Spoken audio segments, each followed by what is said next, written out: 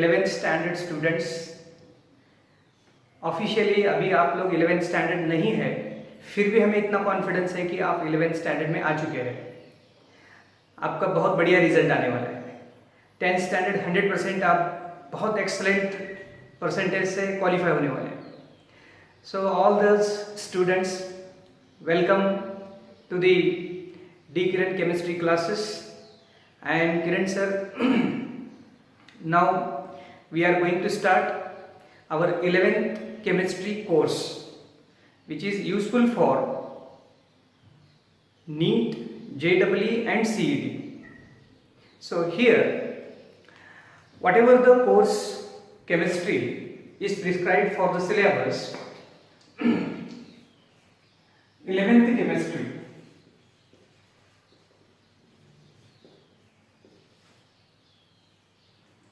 it is in three different parts.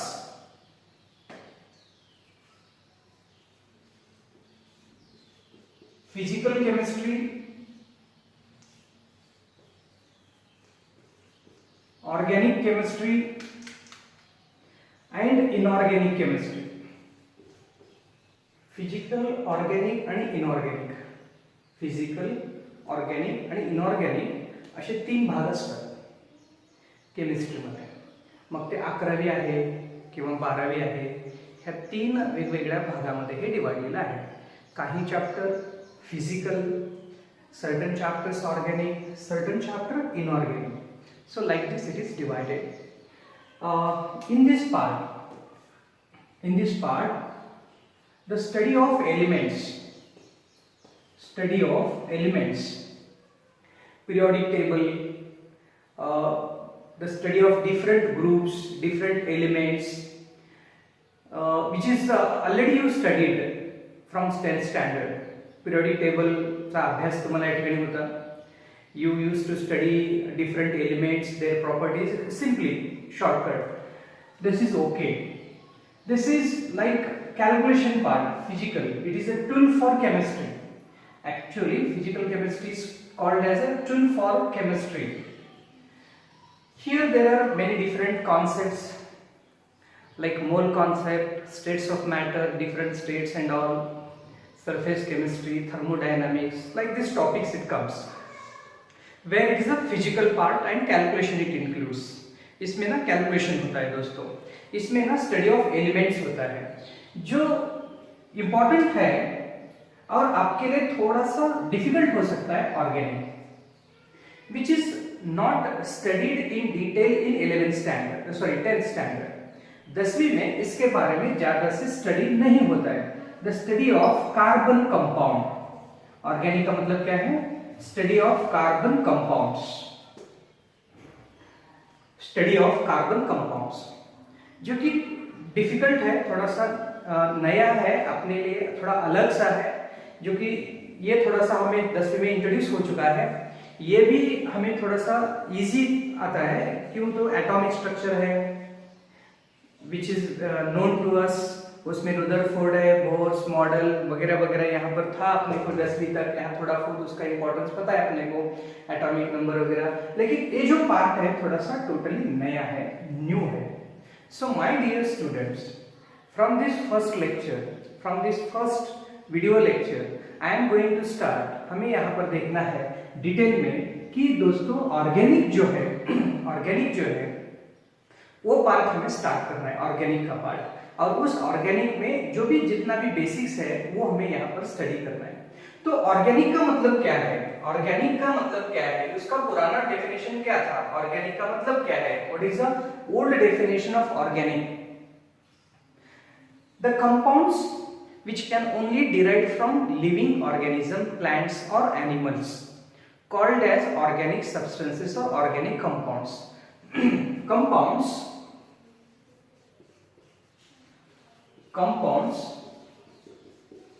which can only produced by living organism, like water, like plants and animals. Plants और animals से बनने वाले जो compound है, compounds which are only produced by plants and animals called organic compound, called organic compounds. इसे organic compound कहा जाता है। Only produced from organism, that is plants and animals. Before certain years, before certain theories, we are going for in detail about that. When we start the actual topic, उसके बारे में हम detail में जाएंगे। Vital force theory उसे कहा जाता है। वाइटल फोर्स थ्योरी हम यहाँ पर पढ़ेंगे, लेकिन आज मैं आपको खाली यही बता रहा हूँ कि ओल्ड डेफिनेशन क्या था और नया डेफिनेशन क्या है। आफ्टर सर्टन डिस्कवरीज, फ्रेडरिक ओहलर नाम का एक साइंटिस्ट, उन्होंने क्या किया, वेरी फर्स्ट एक ऑर्गेनिक कंपाउंड प्रिपेयर कर लिया। कहां पर? लेबोरेटरी में। यूरिया नाम का a very first organic compound which is produced in laboratory, the first synthetic organic compound जिसे कहा जाता है, फर्स्ट सिंथेसाइज्ड ऑर्गेनिक कंपाउंड जिसे कहा जाता है, यूरिया। कैसे बना यूरिया? फ्रेडरिक ओहलर क्या कर रहे थे, अमोनियम साइनाइड जो था, उस अमोनियम साइनाइड को रेगुलरली उनके प्रोसेस के लिए हीट कर रहे थे। उसको बर्न, यानी कि हीटिंग प्रोसेस था उनका, जो भी वो he was a colour making substance, colour बनाने वाले थे वो। और कलर बनाने के लिए उन्हें वो रॉ मटेरियल चाहिए था, उस रॉ मटेरियल के यूज करके वो कलर बनाते थे। एक दिन ऐसे हो गया कि रॉ मटेरियल बनाने के लिए अमोनियम साइनाइड हीट कर रहे थे, और हीटिंग के दौरान उन्हें जो सब्सटेंस मिलने वाला था उससे अलग ही सब्सटेंस मिल गया। तो उन्होंने उसकी स्टडी कर ली, और स्टडी करने के बाद ऐसे पता चला कि वो अमोनियम साइनाइड जो है यूरिया में कन्वर्ट हो चुका है। किसमें कन्वर्ट हो चुका है? यूरिया में कन्वर्ट हो चुका है। When ammonium cyanide is converted into urea, ammonium cyanide is an inorganic substance. It is not plant, it is not animal, it is not organism. तो अमोनियम साइनाइड जो कि इनऑर्गेनिक सब्सटेंस है, उससे organic compound बन रहा है, जो कि यूरिया, वेरी पॉपुलर, फेमस। उसके पहले यूरिया ओनली एनिमल वेस्टेज से मिलता था, एनिमल वेस्टेज यूरिन में पाया जाता था, लेकिन ये तो अभी लैबोरेटरी में भी बनने लगा। तो ये जो थ्योरी है वाइटल फोर्स थ्योरी, या तो ये डेफिनेशन जो है वाइटल फोर्स थ्योरी का मतलब क्या है, plant and animal can only produce this kind of substances. तो कुछ तो फोर्स है उसमें, वो फोर्स क्या है पता नहीं, वो फोर्स क्या है पता नहीं, इसलिए साइंटिस्ट ने नाम रख लिया vital. Vital means important, vital force theory, the force which is present in plants and animals, by which the plants and animal can produce organic compounds. क्या होता है vital force theory? The force which is present in plants and animals. By the help of that force, plants and animals can only produce the organic compounds. That is called as vital force, and the theory is called as vital force theory. So that theory is completely failed here. This is the old definition. Then what is the new definition of organic substance? Then what is the new definition of organic substance?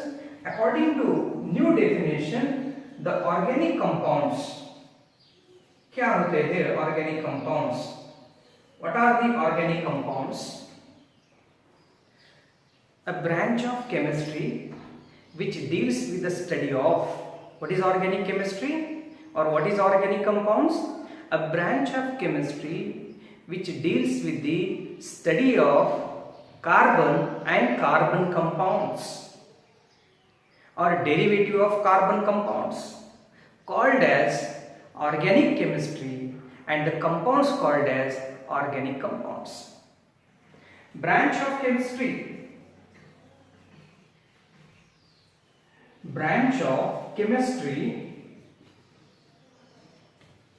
which deals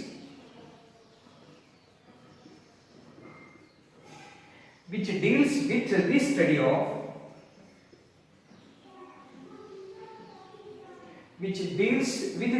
of carbon compounds. This is partial definition. Why? All carbon compounds are not organic compounds. सभी carbon compound organic compound नहीं होते. All those organic compounds are carbon compounds, but all carbon compounds are not organic compounds. सभी organic carbon compound होते हैं, लेकिन सभी carbon के जो कंपाउंड है वो ऑर्गेनिक नहीं होते. This is the conditional statement. How it is? Accept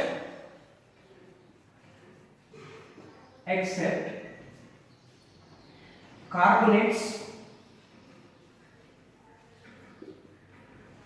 cyanide, cyanide etcetera. जो भी कार्बोनेट है, साइनाइड है या सायनेट है, उन कंपाउंड को छोड़ के जितने भी बाकी सभी कंपाउंड्स है कार्बन के, वो ऑर्गेनिक है. और उनकी जो स्टडी की जाती है उस ब्रांच को केमिस्ट्री में ऑर्गेनिक केमिस्ट्री कहा जाता है. The branch of chemistry which deals with the study of carbon compound is called as organic chemistry. So this is the old and new definition of organic compounds. Organism से बनते थे इसलिए उसे organic कहा जाता था.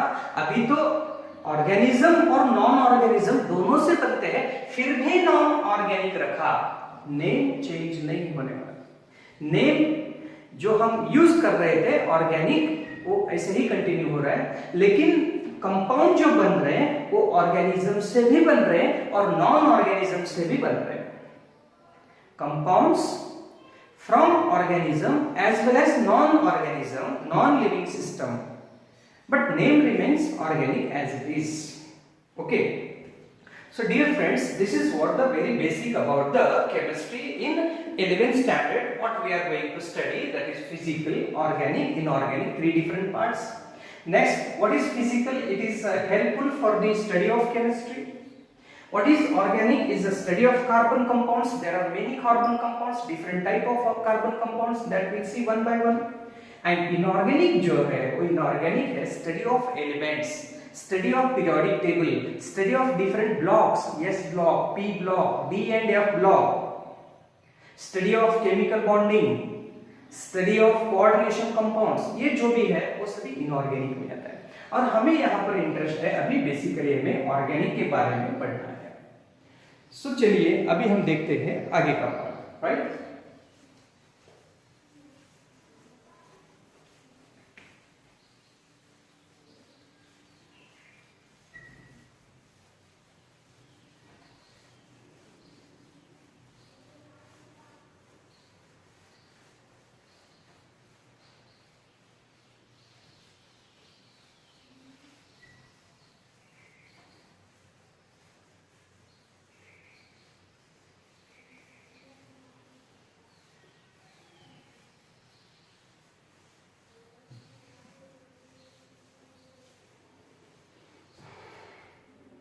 now see here, very important in organic compound is presentation of organic compounds.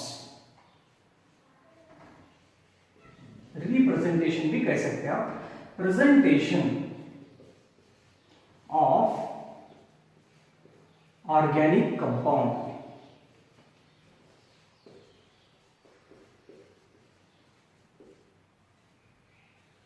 Very important part, my dear friends.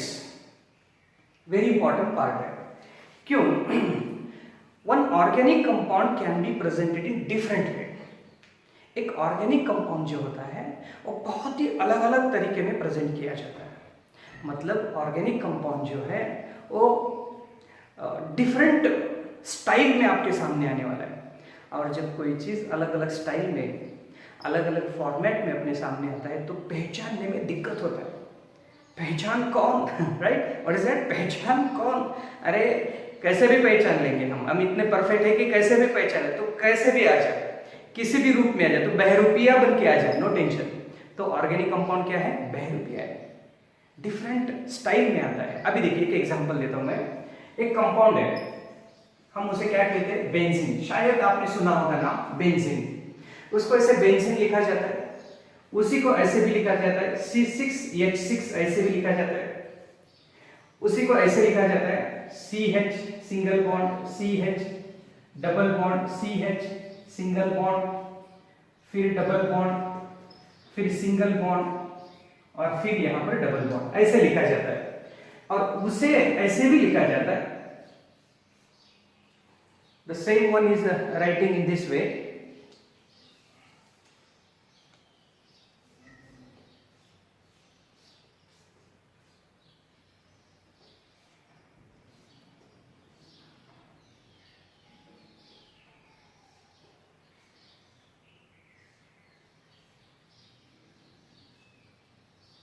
Okay,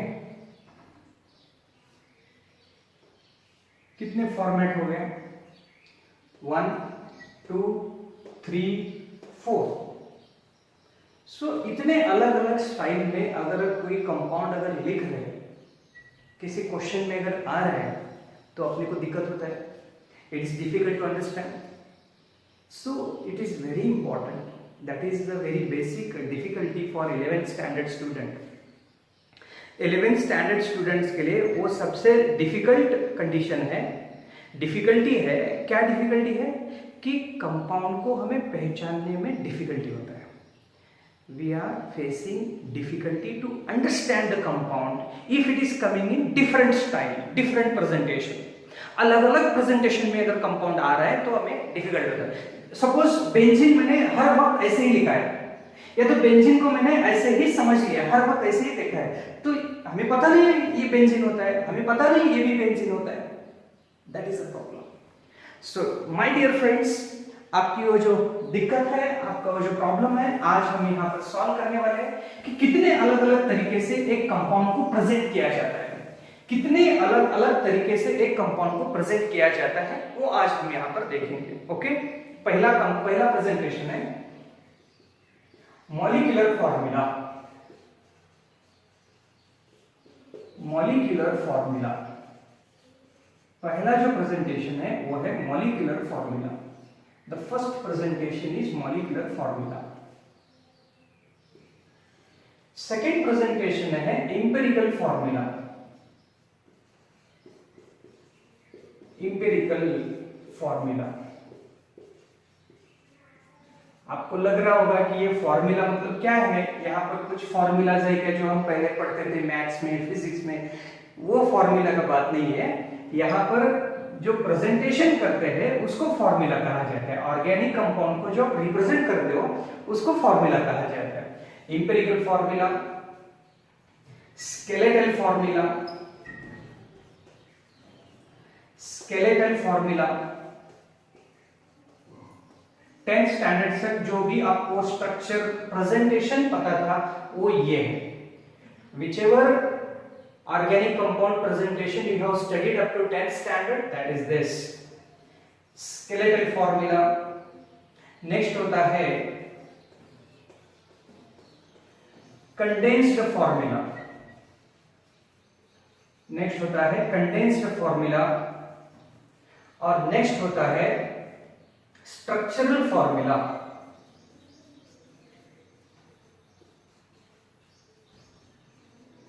structural formula, और फिर नेक्स्ट होता है स्ट्रक्चरल फॉर्मूला के बाद नेक्स्ट होता है bond line notation. Bond line notation जो कि एक इंपॉर्टेंट चीज है। Bond line notation, this is important my friends. तो कितने अलग अलग तरीके से एक ऑर्गेनिक कंपाउंड को प्रेजेंट कर सकते हैं हम, देखिए और एक बार जान लीजिए और ध्यान में रखिए। इन हर चीज को, हर एक को मैं डिटेल में बताने वाला हूँ, हर एक का एग्जांपल लेके मैं बताने वाला हूँ, और हर एक का इंपॉर्टेंस बताने वाला हूँ, और किस स्ट्रक्चर को कहाँ यूज किया जाता है वो भी बताएंगे हम। राइट। तो चलिए देखते हैं कितने हैं, 1 2 3 4 5 6 काइंड ऑफ प्रेजेंटेशन यहां पर है। पहला कौन है, मॉलिक्यूलर फॉर्मूला, दूसरा है empirical formula, skeletal formula, structural formula, condensed formula and bond line notation. So let us see one by one. पहले देखते हैं अभी यहां पर मॉलिक्यूलर फॉर्मूला। मॉलिक्यूलर फॉर्मूला, चलिए देखते हैं क्या होता है molecular formula. Very first, molecular formula is that presentation of organic compound in which the total number of atoms of the all elements in a compound is presented। मतलब क्या है, अभी देखिए एग्जांपल, मैंने यहां पर एक एग्जांपल लिया है C6H6 बेंजीन है। क्या है ये, benzene C6H6। by looking at C6H6 what we understand, by looking at C6H6 what we understand that this compound contains 6 carbons and 6 hydrogens। Very first what we understand, benzene contains 2 elements, number 1 carbon, number 2 hydrogen। Carbon है और hydrogen है, there is carbon as well as 6 carbons and 6 hydrogens। 6 carbon और 6 hydrogen इसमें है, that we understand very clearly. So dear friends, what you understand from here that you have to write here. जो भी आपको समझ में आया है वो यहां पर लिखना है, सिंपल है। So what is molecular formula, the type of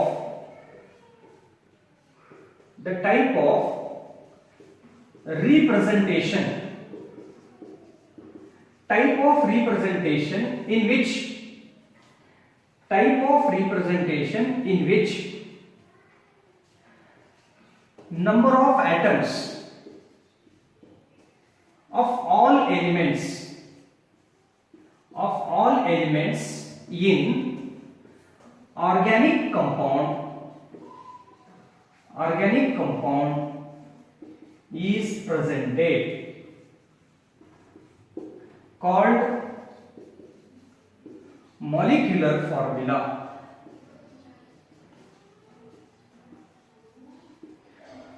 called molecular formula। and I would like to tell you one important thing, क्या है molecular formula, we are not only writing for organic compounds, we are writing for inorganic compound also। molecular formula जो है वो organic compound के लिए नहीं, inorganic के लिए भी यूज कर रहे हैं। अभी देखिए मैं एग्जांपल्स लिखता हूं। So here is example CH4। What is that, CH4, there is 1 carbon and 4 hydrogen, that is a molecular formula. Suppose next example is C2H6। C2H6 means 2 hydrogens 2 carbons 6 hydrogens, like this। even you can go for water H2O, H2O लिख सकते हो, ये inorganic है फिर भी उसके लिए molecular formula है। H2SO4 लिख सकते हो, H2SO4 ये भी इनऑर्गेनिक है, इसके लिए भी आप यहाँ पर लिख सकते हो molecular formula. So what is molecular formula, molecular formula का मतलब है कोई एक कंपाउंड अगर है और उस कंपाउंड में जो भी एलिमेंट है उन सभी एलिमेंट को आप रिप्रेजेंट कर रहे हो और उसके कितने एटम्स है वो भी अगर आप रिप्रेजेंट कर रहे हो तो उसको मॉलिक्यूलर फॉर्मूला कहा जाता है। It is a actual formula of A compound. क्या बोलते हैं इसको, actual formula of A compound, actual formula of A compound. यहां से हमें पूरा डिटेल में इंफॉर्मेशन मिलता है, राइट। सो दोस्तों क्या करना है आपको, जब भी मैं अगर क्लीन अप कर रहा हूँ, रब कर रहा हूँ बोर्ड, तो थोड़ा सा पॉज करना है, वीडियो को पॉज करना है, वीडियो पॉज करके रोक के आपको वो स्क्रीन पे जो लिखा है वो लिख लेना है। क्या करना है, लिखना है।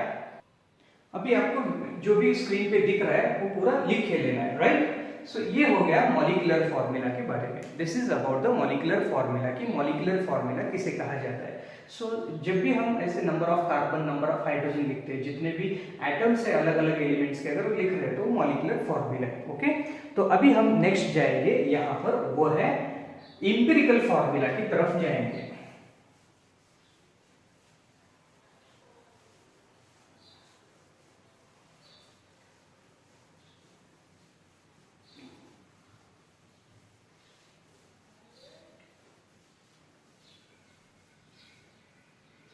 सो next we are going for empirical formula. अभी यहां पर देखिए क्या है empirical formula.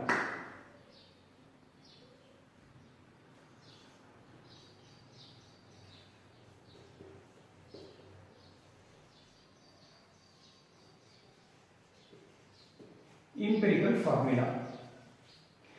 Example I am taking for benzene itself, C6H6. I will write CH.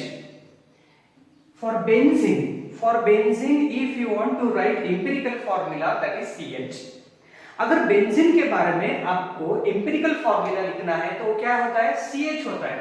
CH को हम एम्पिरिकल फॉर्मूला बोलते हैं। तो यहां से क्या पता चल रहा है अपने को, what information we are getting?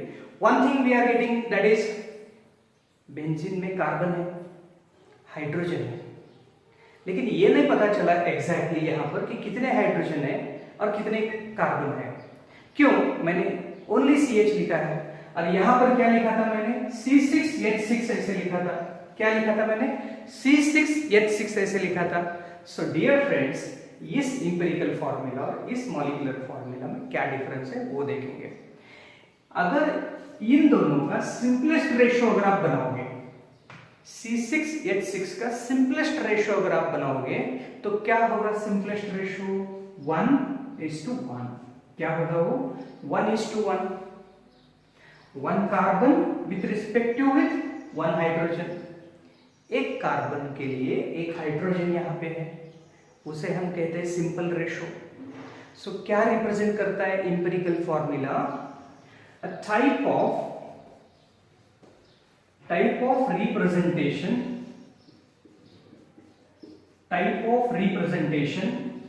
वो जो बेसिक प्रीवियस फॉर्मूला है उसका नियर अबाउट 60% कॉमन आएगा, राइट? यही लिखा था मैंने वहां पर भी। Type of representation in which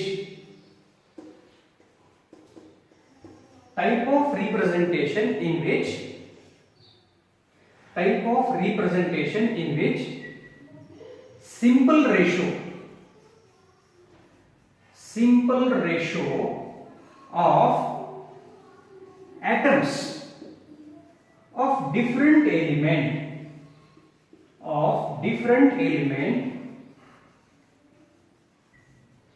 in a organic compound represented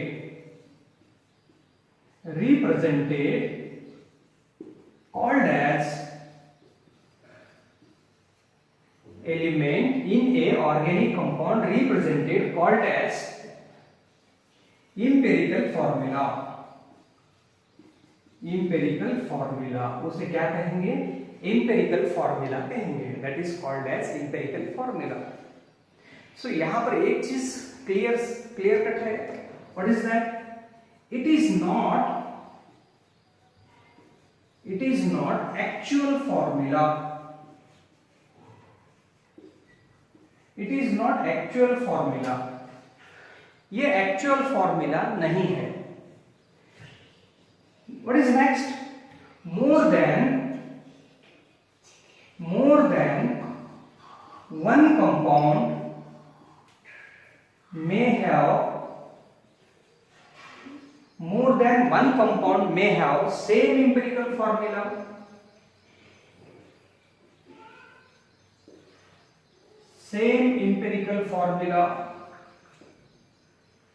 इसका मतलब क्या है? let us see here now। I will explain it here। अभी देखिए दोस्तों, यहां पर C6H6 क्या है? C6H6 मॉलिक्यूलर फॉर्मूला क्या है? C6H6, 6 hydrogen, 6 carbon, 6 hydrogen. so what is the simple formula? 1:1, right? next C2H2। what is that? C2H2 acetylene कहते हैं, या तो इसको इथाइन भी कहते हैं, इथाइन या तो एसिटिलीन। यहां पर 2 कार्बन और 2 हाइड्रोजन है। 2:2 का सिंपल रेशियो क्या आएगा? 2:2 का सिंपल रेशियो 1:1 आएगा।